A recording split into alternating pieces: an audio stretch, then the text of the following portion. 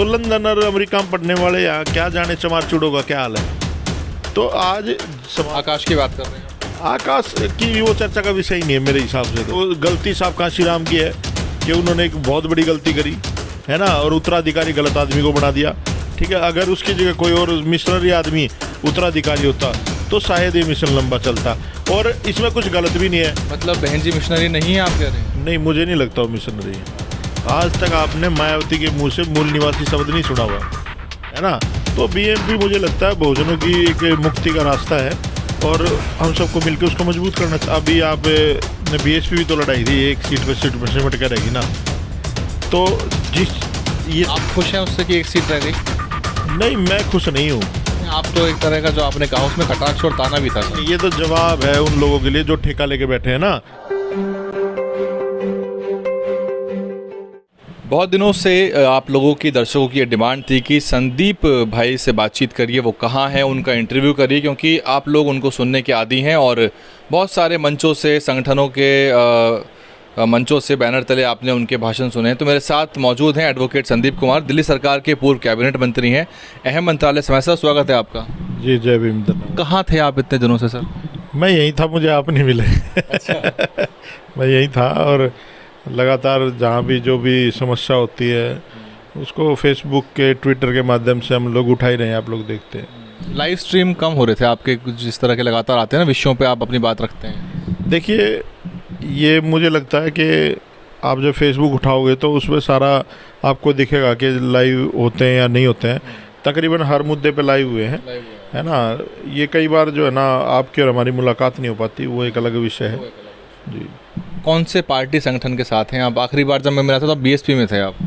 देखिए, अभी जो राजनीतिक पार्टी की बात करें तो सबको एक उम्मीद थी बीएसपी से, जो चुनाव उत्तर प्रदेश में हुआ था, और हम लोग भी ये उम्मीद कर रहे थे कि बीएसपी को सपोर्ट करना चाहिए। उत्तर प्रदेश में सबसे बड़ी पार्टी दलितों की कोई है तो वो बीएसपी थी।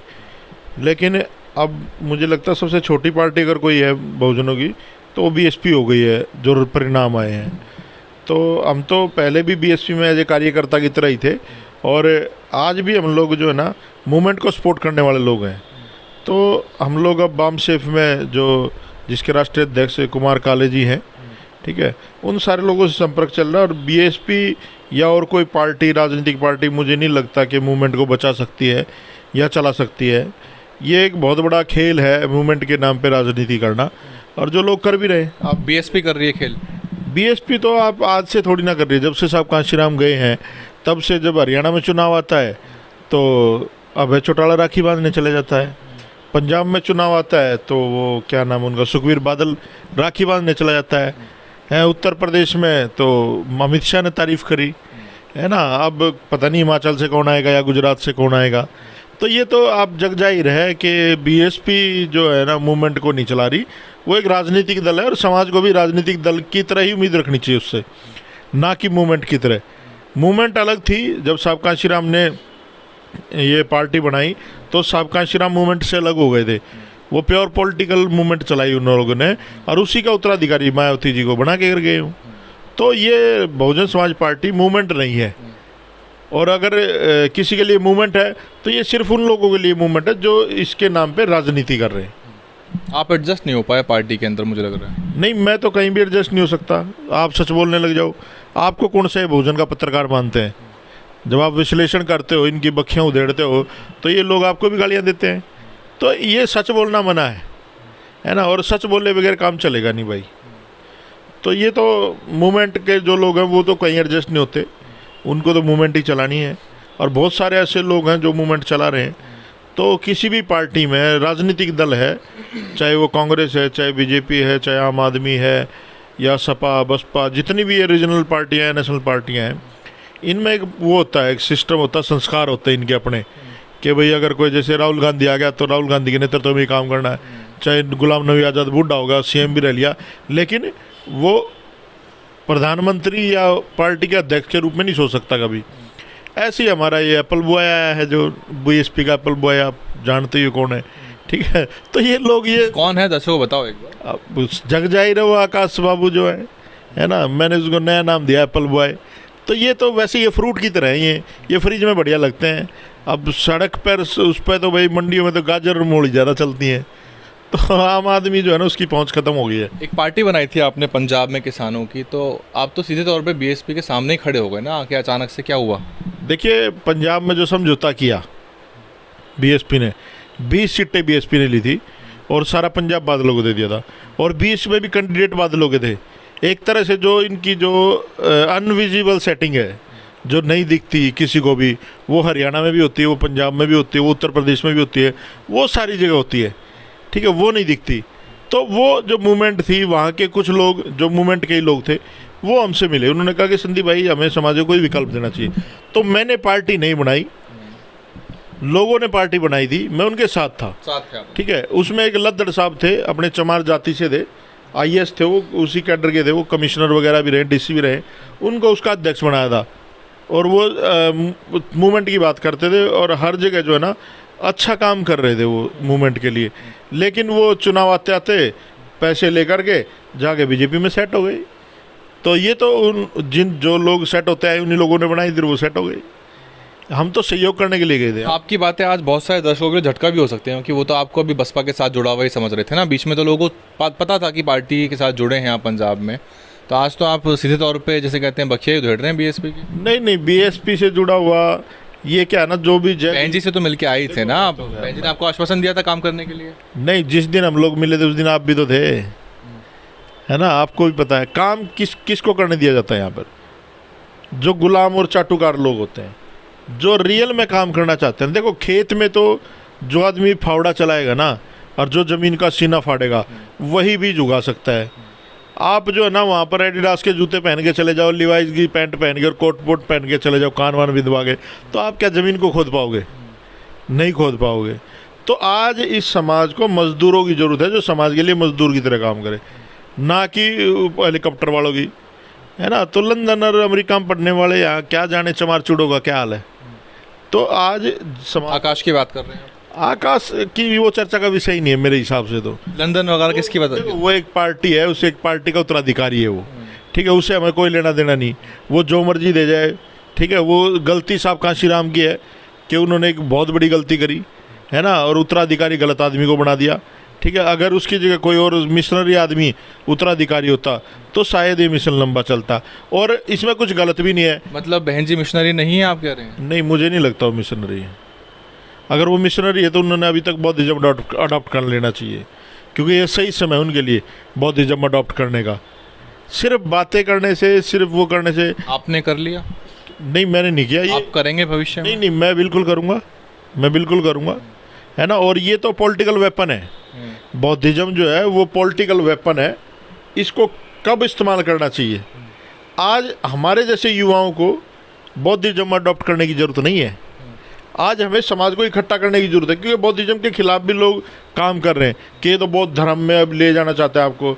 बौद्ध धर्म नहीं, वो धर्म है, सबको पता है, ठीक है। लेकिन बहन जी की एक उम्र हो चुकी है, कहीं काशीराम साहब की तरह उनका सपना भी सपना ना रह जाए बौद्धिस्ट बनने का। काम वो बौद्धिज्म से करती हैं, अपने माँ का बाप का संस्कार उन्होंने बौद्ध रीति रिवाज से किया। लेकिन खुल के अडॉप्ट करने में क्या दिक्कत है? मुझे तो नहीं लगता कोई दिक्कत है, होनी चाहिए। क्या करने वाले हैं भविष्य में आप? क्योंकि दर्शक तो आपकी बात सुन चुके हैं, वो कौतूहल है उनके अंदर, जिज्ञासा है कि आप क्या करेंगे, अगला कदम क्या होगा आपका? देखो, हम तो, मैंने बताया आपको, मैं बाम शेप को सपोर्ट करता हूँ। कौन सी वाली? कौन सी वाली नहीं, एक ही बाम शेप है, जो BL मातंग साहब और ये कुमार काले साहब चला रहे हैं। अच्छा। कुछ लोग थे, उनमें से उनको साइड किया गया है। हम अपने लोगों की बुराई नहीं करना चाहते, जो मूवमेंट में काम कर रहे हैं। हम बुराई करेंगे हमारे राजनीतिक लोगों की, जो मूवमेंट को ख़राब कर रहे हैं, चाहे उसमें मायावती हो, चाहे उसमें चंद्रशेखर हो, चाहे आकाश आनंद हो, चाहे कोई भी हो, ठीक है। तो ये जो लोग हैं, ये लोग ज़्यादा खतरनाक है। मूवमेंट का आदमी तो अलग होगा, भी मूवमेंट का ही काम कर रहा है, वो उसे करने दो। लेकिन जब कई बार क्या होता है ना, अब हम लोग, आप लोग एक दूसरे को 10-5 साल से जानते हैं, ठीक है। आगे जा कर के हम आपके साथ अगर गलत करें या मूवमेंट के साथ गलत करें, तो फिर हमारे जैसे लोगों को साइड करना चाहिए। तो आज जो ना, आज सामाजिक मूवमेंट की बहुत ज़्यादा ज़रूरत है। और जो बाम शेप है, मुझे लगता है पूरे देश में बाम शेप काम कर रही है। सोशल मीडिया के माध्यम से आप लोग देख भी रहे हो, और बड़े बड़े लोगों को बैन भी आए, जैसे रामदेव ने कहा अर्बन नक्सली हैं, है ना। मूल निवासी जो कॉन्सेप्ट आया, ये कहाँ से आया?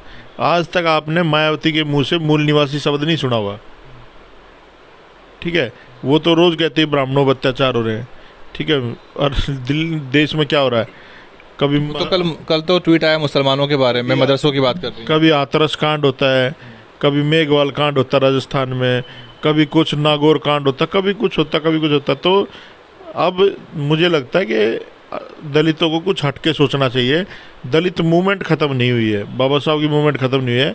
जो मलाई खाने वाले लोग थे, उनकी मलाई मेरे ख्याल में वो इतनी चाट गई कि उन्होंने खुद ही ख़त्म कर दी वो चाटने के चक्कर में ना, है ना। राजनीतिक भविष्य ख़त्म कर लिया अपना। अभी आप कह रहे थे नॉर्थ इंडिया में राजनीति कम हुई है, मूवमेंट कम हुई। मूवमेंट कम नहीं हुई, राजनीति कम हुई है। और होनी भी चाहिए ऐसे लोगों की जो समाज को धोखा देते हैं ना, वो आज कल निपटते, आज निपट जाए तो बेहतर है। सत्ता के बिना सामाजिक सांस्कृतिक जो मूवमेंट है जातिवाद के खिलाफ ही है ना, वो कैसे चलेगा सत्ता के बिना? और सत्ता के बिना कब तक, मतलब आपको लग रहा है कि जातिवाद छुटकारा मिल जाएगा? देखिए आप, क्या सत्ता लक्ष्य है या नहीं है, या नहीं होना चाहिए? नहीं, सत्ता लक्ष्य होना चाहिए, लेकिन जिस पार्टी की आप बात कर रहे हो, जिस नेता की मैं जनरल क्वेश्चन पूछ रहा हूँ। नहीं, सत्ता से हल होना है, लेकिन सत्ता भी समाज को मजबूत किए बगैर नहीं आ सकती ना। जब आप मजबूत ही नहीं करोगे तो सत्ता कैसे आ जाएगी? नहीं करोगे। हाँ, तो समझाए हुए लोग चाहिए, बहकाए हुए लोग तो वापस चले जाते हैं। दिल्ली में 15 साल कांग्रेस का राज रहा, केजरीवाल ने बहकाए और चले गए साथ में। तो ये सारी चीज़ें हैं, समझा के जो लोग साथ जाएंगे वो कभी वापस नहीं जाते। केजरीवाल साहब को वोट डालने वाला तो SC ST OBC माइनॉरिटी है ना दिल्ली का। नहीं, दिल्ली माइग्रेंट्स का शहर है, आप समझ नहीं रहे दिल्ली की राजनीतिक परिस्थितियाँ जो है। दिल्ली माइग्रेंट्स का शहर है।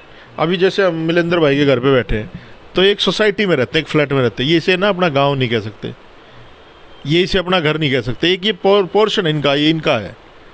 तो ये दिल्ली जो है ना, वो माइग्रेंट्स का शहर है। लोग खाने कमाने के लिए आए हुए हैं, है ना। और जिसको थोड़ी बहुत फ्री में कुछ चीज़ें मिल जाती हैं, आप ये छोड़ दें, बिजली पानी तो बहुत बड़ी बात है। आप रेडी पे अगर 5 रुपये कम करवा लेते हो ना, कोई फ्रूट खरीदते हो, आप उछलते हुए जाते हो घर पे कि मैं 5 रुपये कम मिला। तो ये लालची लोगों का शहर है दिल्ली जो है ना।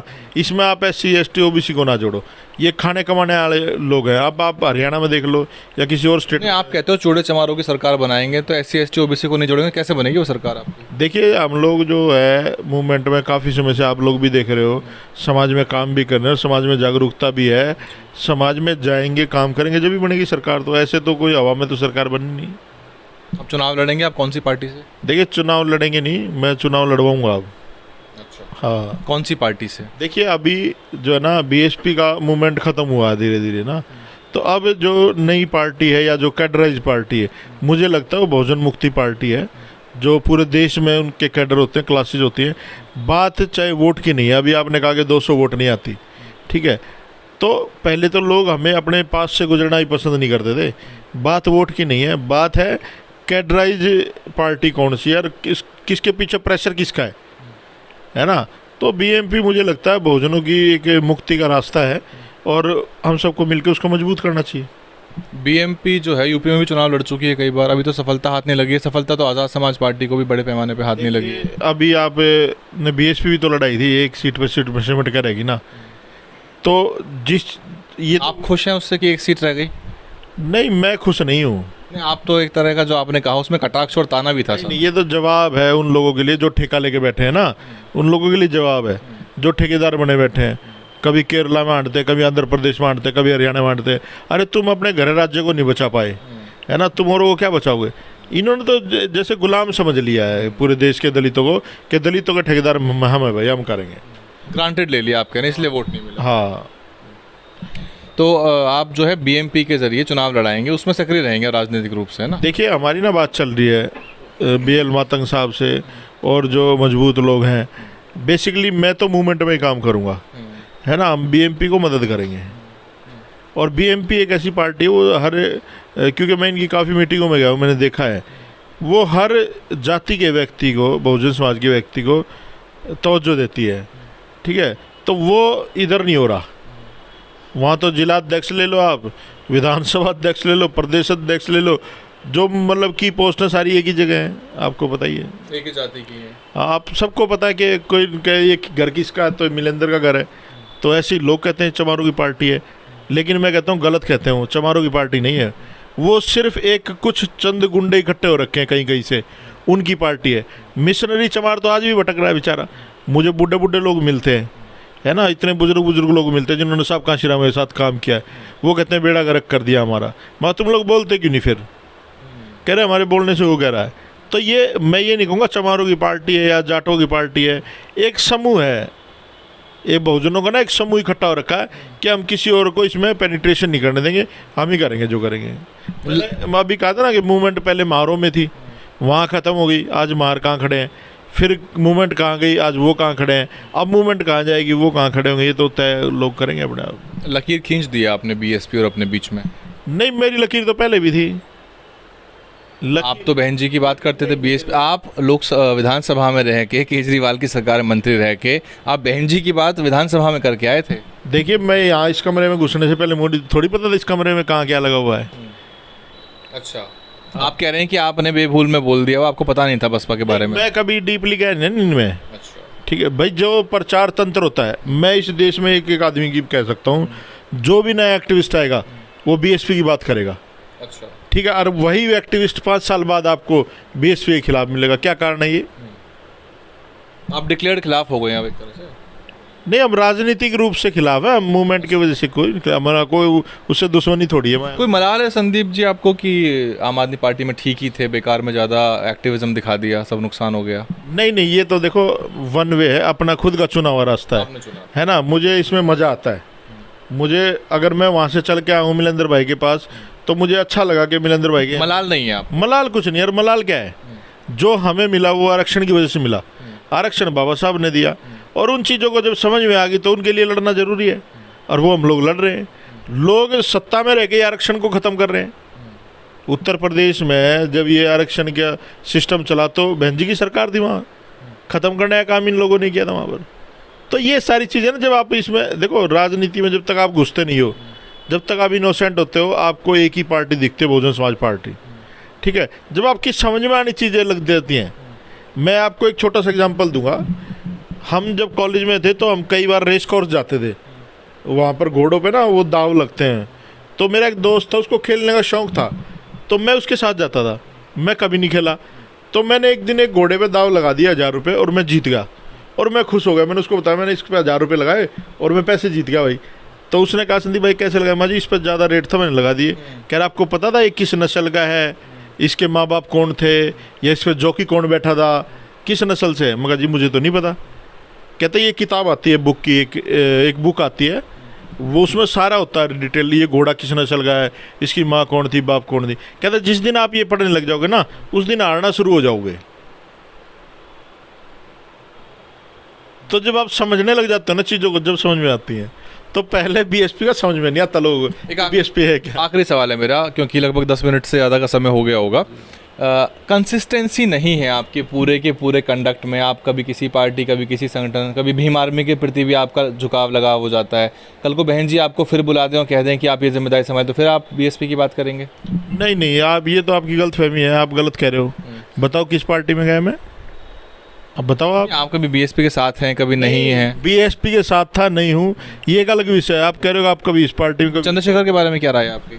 चंद्रशेखर के बारे में पूरे देश की क्या राय है, आप देख लो। आप अपनी बताइए ना भाई, आप देख तो लो, जब वो मूवमेंट में था हम उसके साथ थे बीमार, लेकिन राजनीतिक दल बनाया तो हम उसके साथ नहीं है। तो राजनीतिक दल में देखो पता है क्या है, जब तक आप टीम वर्क नहीं करोगे। आज बीजेपी क्या है, एक टीम वर्क है आरएसएस का, ठीक है, और बीजेपी में भी एक टीम वर्क है।